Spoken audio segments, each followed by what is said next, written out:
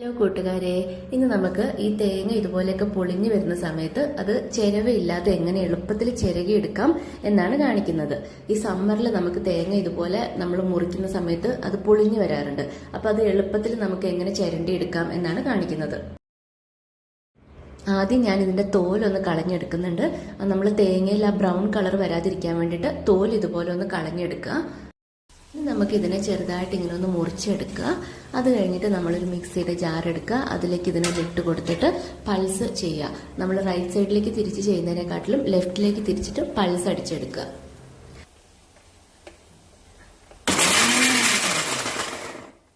ഇപ്പൊ നോക്കൂ, നമ്മൾ ഈ തേങ്ങ നമ്മൾ നന്നായിട്ട് ചിരകിയെടുത്ത പോലെ തന്നെ നന്നായിട്ട് പൊടിഞ്ഞ് തേങ്ങ ചിരണ്ടിയ പോലെ തന്നെ നമുക്ക് കിട്ടിയിട്ടുണ്ട്. അപ്പൊ ഇത്രയേ ഉള്ളൂ. അപ്പൊ എല്ലാവർക്കും വീഡിയോ ഇഷ്ടപ്പെട്ടെങ്കിൽ ലൈക്ക് ചെയ്യുക, ഷെയർ ചെയ്യുക, നമ്മുടെ ചാനൽ ഒന്ന് സബ്സ്ക്രൈബ് ചെയ്യുക. താങ്ക്